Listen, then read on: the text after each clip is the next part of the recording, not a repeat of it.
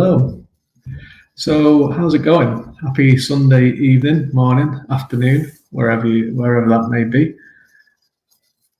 So, I thought I'd just come on for a little while just to see if anyone was on, really, just to talk about In Solitude Shadow. So, we announced it there yesterday, which was very exciting. Been writing this for a long time now. Actually, it's been, I think it was June or July last year that we started writing. Well, I started writing. I say we. It was only me that was writing it at that time. So yesterday obviously got announced a couple of months ago, and then yesterday we did the cover reveal, which was just there. So I'm going to show that again in a second when a few more people pop on to watch. So that's what we're going to be doing. And if anyone's got any kind of questions about it or anything like that, we can kind of have a chat about it. What's it kind of a little bit more insight into the characters, a little bit more insight into just everything else about it, anyone that's kind of interested in any of that kind of stuff. So what I'll do is, while there's a few people popping on, I'm going to play the video again, which is the cover reveal. So hope you enjoy it.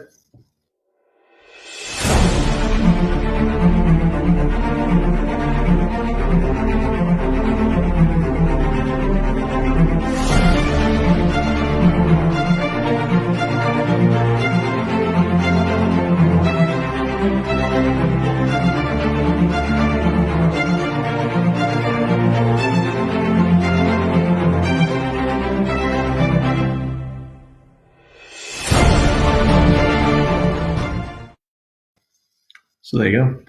That's that. So there it is. So that's In Solitude Shadow. That's the cover. So I can tell you a little bit about it. So obviously the pre-orders are live now. There it is, just there. If you've not pre-ordered it already, and if you want to, that'd be great. There will be hardback and paperback copies available as well, which I'm going to be doing some signed ones if people want those.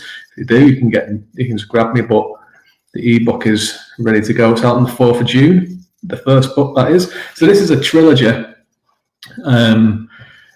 There's a trilogy. There's not going to be any more or any less. There might be more stories based in this world in the future. Could be prequels, there could be sequels or anything like that. Who knows?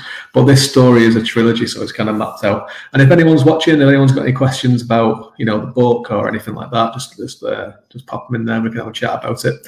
And if you just give us a like or a share, that would be great as well, just to kind of let people know that we're kind of talking about it. So the cover, I'll tell you a little bit about that. So the cover is it's pretty good, I think. People seem to like it, which is great. And there's the person that's on the front of it is probably the main character of the book, who is someone called Colleen Alpenwood. So if you were kind of watching the video yesterday where we did the reveal with Erie River Publishing, there's not strictly a main character in the book. There's 3 main characters that all 3 of them have a distinct journey through the story. There's one character called Zana Alpenwood, who is Colleen's mother, who has links to all of the other characters that are in the story. So she would be the kind of emotional center of the story. And she was the trickiest character to write and to get correct. I spent a lot of time trying to just get that character to work the way that she had to, because if she didn't work, then the story wouldn't work. And it's tricky to kind of do that and get it right. Obviously you want it to be like kind of a strong character as well, which I think she is. So it was tricky enough. But the character on the cover is Colleen, who probably has the most word count in the book. She has a lot of point of view chapters from her point of view. And she is the one that kind of makes quite a big discovery at the start of the book that kind of has quite a lot of different kind of consequences. So what I'm going to do is I'm going to read the blurb for the book. All right. I say if anyone's got any kind of questions, we can go through those as well. So In Solitude Shadow, an army is at the gates of Houtveld, a nation built on war, and nothing is as it seems. Colleen Alpenwood, a powerful warrior mage gifted with the spark, makes a shocking discovery that sets into motion events that put her at odds with the very masters she serves. Reuniting with her mother Zana, a woman banished after a terrible crime, they team up with unlikely allies as they attempt to save the Fortress of Solitude from destruction. One thing's for certain: ruin approaches if Solitude falls, and life will never be the same when the banished return. So that is the blurb. So we've got a few comments there. So Adrian Fletcher wants to know, what's all this then? Well, this is In Solitude Shadow, book 1 of Empire of Ruin series. So yeah, this is so the kind of when we come into the story, it's set in a constant which is just one empire, which is called the Hautveld Empire. It's kind of based loosely on the Roman Empire to an extent, because it was a place that was like loads of different city-states after some big event happened, which I won't go into because it's kind of spoilers for the story. So they're all kind of single city-states that one duchy, as they're called in the story, basically invaded the rest of them and forced them into an alliance under their banner. So they're kind of very geared for war, and being an island continent, they're kind of suspicious of other nations that surround them across the seas and stuff like that. So they're very designed for war. There is a magical order of people called Sparkers that they were very religious. They believed that their power came from their gods, and it was a gift that they would use to make the world a better place and to heal and to teach and to build. But over the years, that's kind of been eroded, and they've been put more into part of the war machine. Now there's there's a set of rules called the laws of engagement that prohibit them from fighting unless they're defending themselves. But the current emperor has been looking for loopholes to expose that for quite some time, because he believes that using them as weapons is the best way to kind of get Hautveld where they need to go. So that's kind of where the story begins. There's a lot of political intrigue. So in the description, we've kind of talked about, what's similar to Game of Thrones. There's mainly because of the political side of it. Wheel of Time, which is my favorite series, and that's more like the kind of cultural and the magic system, but also The Witcher as well, because I tried to make it very kind of European. Obviously, I'm European. So there's quite a lot of Irish history and kind of terminology in it, and there's quite a lot of Mediterranean as well, which is something that I don't really think we kind of see that often in fantasy. So obviously The Witcher is very European, so that's kind of where that influence comes in as well. Indeed. And also it's epic. So I think that's the cover that you're talking about. Yeah, it's pretty good. And we've seen the cover for the second book, which I think is even better. Actually, I think it's a very, very good cover. Shane O'D, best of luck. Thanks very much. And there's Luke. Hello, Luke. When will we get our signed copies? Well, when the book is out. So it's out in June the 4th. 2021. So we will, if anyone wants a signed copy, you can reach out to me, or I think Erie River are going to be doing some on their website as well. So it depends on your location, how you will get them. So there'll be a few different ways of doing it. So yeah, there'll be more information on that in the future. So this is one of the beta readers for In Solitude Shadow. So Jodie Christensen has read it already. So I'll read a version of it because it's changed a little bit since then. So she loves that, so character driven. So yeah, that's one of the big things. I mean, I'm a big fantasy fan. And you like the kind of epic stakes of fantasy. And while anyone who's watching, if you just say to me in the comments what you like about fantasy books, because that'd be I'd be interested to know if you are fantasy readers. Like, what is it you like about it? If you're not really a fantasy reader, like, say why you don't really like it, and hopefully I can convince you that Solitude Shadow might be for you.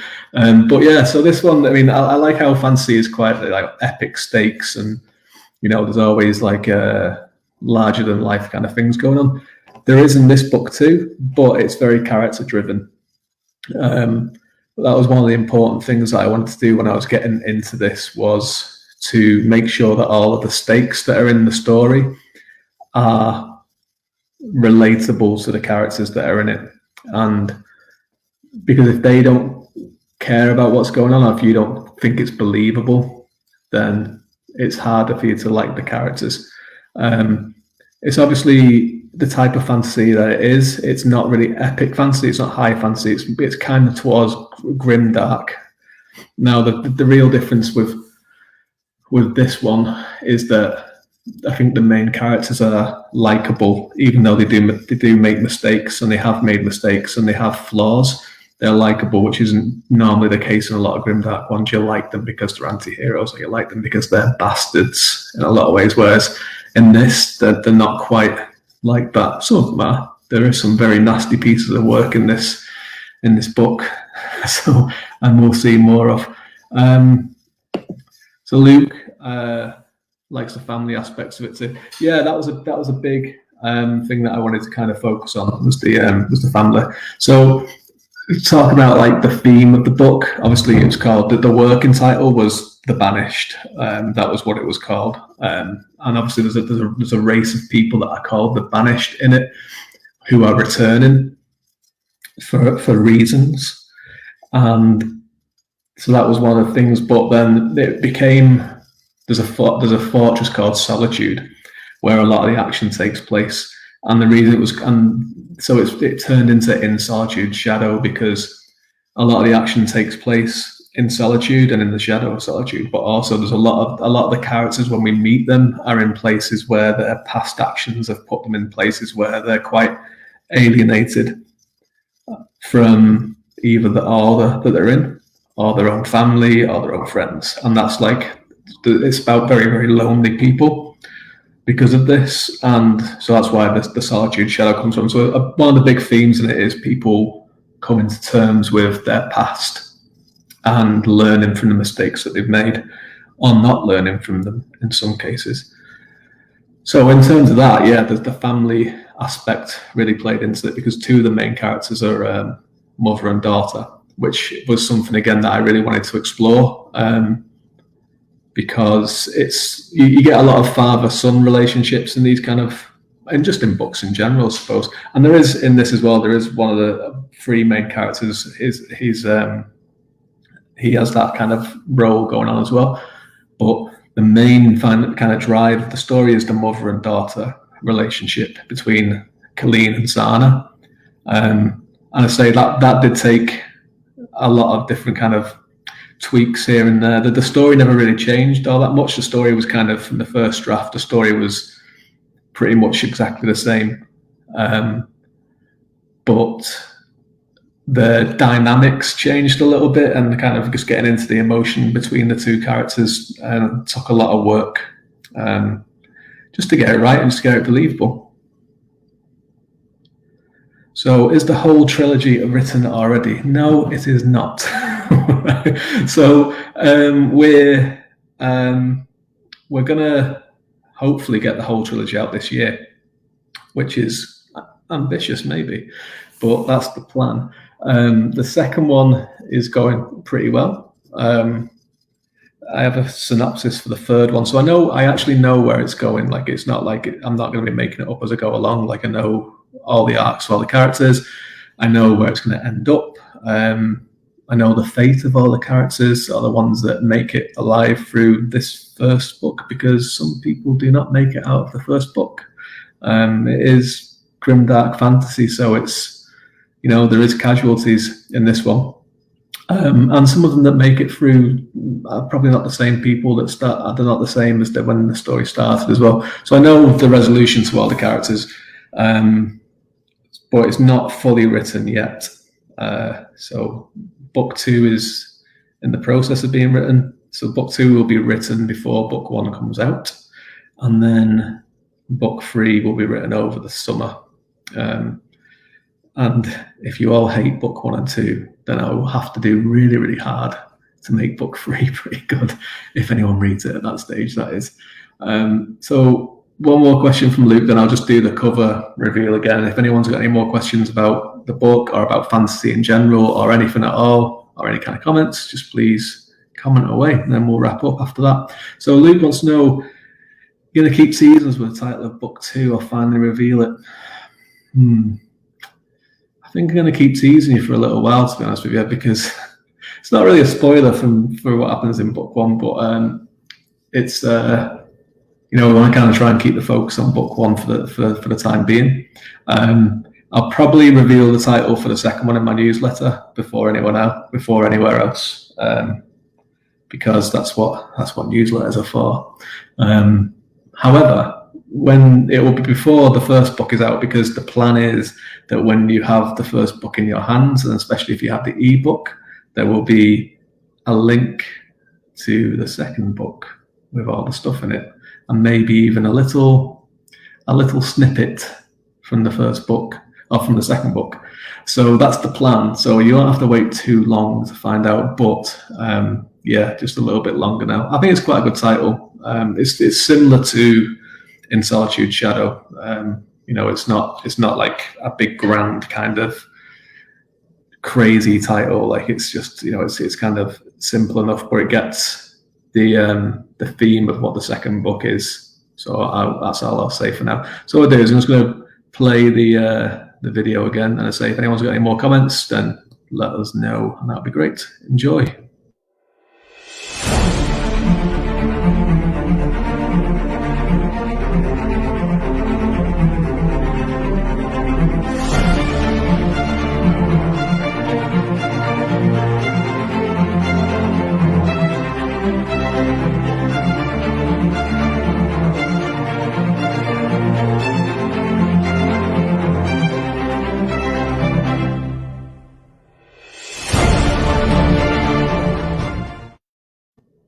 All right, so that was that. So I'm glad that people like the cover, because it seems to have gone down really well with people. I'm delighted with it. I think it's great. It was straight away we kind of had the same. I mentioned it on the interview last night, but I'm really pleased to have gotten. And like Amy River and Michelle were like all for it straight away. They wanted Colleen on the cover, which is great because she's a person of color. She's female, which is, it's unusual in fantasy. Like, in most of the fantasy covers are white men. So it was great to have that on there, and it's important as well, because it's not just there because for the sake of it. She is like the main character of the book. Like, out of the three, I would say that she is like the main character. She's the one that really drives the story. And even though her mother is the kind of emotional center of it, Colleen has huge ramifications of everything else that goes on in the story. So yeah, she's great. I think people that have read it, the beta readers, really responded well to her, which was good. And I hope that she's someone that like people read and they want to read more of. Obviously the whole book, I hope that's the case, because otherwise I'm in trouble. Yeah, she's someone that I had a lot of fun to write.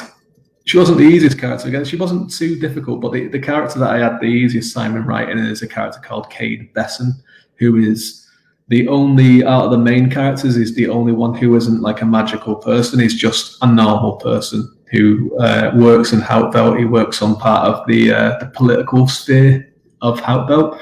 And he's a man that has many demons from things that he's done in his past. Is essentially a good person.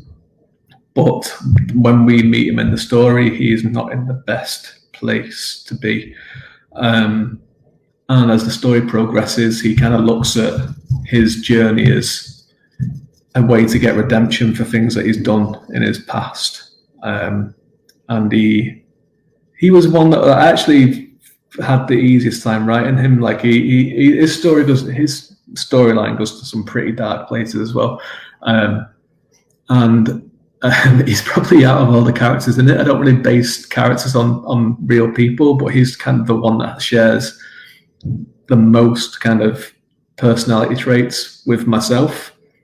So that's probably why I found him easier to write. But I also do some terrible, terrible things to him, which is, you know, probably a therapist would have a field day with that. So there we go. But I like it. I like him anyway. I think he's a decent character. He's a person. It's nice to have, like, in a fantastical world with all this magic and all this other kind of stuff. It's nice just to have a normal person trying to make his way in the world, and making mistakes while he does it involved as well. So Jody wants to know if we're going to have a map. Yes, we are. We're going to have a map. I like maps too. I have a big encyclopedia of maps of fantasy worlds. It's great. It's illustrated. It's like completely coloured. It's a beautiful book. I love looking at it. But yeah, there's going to be a map in it. It kind of has to be. It helps grab you straight away. And obviously, with fantasy books, there's always names of places being thrown here and there and everything. So it's a good way to just kind of look at it and kind of try and understand where things are taking place straight away. So yeah, there is going to be a map. And Neen says the cover is brilliant. Yes, it is. It's brilliant. It's really good. And the one for the second one is better. Yes, I believe so. All right, so I think we're going to leave it there because I think that's the end of the comments. So thank you very much for joining tonight. There is the pre-order link for the ebook. So there's going to be paperback and hardback copies available too. Thanks so much for the last day since it's got, even before that, even since we announced it, people have been really, really excited about this, and the support has been fantastic. So anyone who's, you know, sort of well done or took an interest in it, really appreciate it. Anyone who's pre-ordered it so far, like, hugely appreciate it. So yeah, there it is. I hope we'll be doing some more stuff for this soon. I think in the newsletter, maybe not this month, but next month, the prologue for the book is going to be in it. So you'll get a sneak peek. And we'll be doing some other little bits and bobs for stuff before it's released. So before I go, I'm going to play the video one last time, and then that's it. So thank you very much for joining me tonight. And I hope if you do pick up in Solitude Shadow, that you really enjoy it. And even if you don't, I would love to hear from you as well, because I'm going to try and make the second book better than the first. So if you love the first book, then you may be in for a treat. All right, goodbye.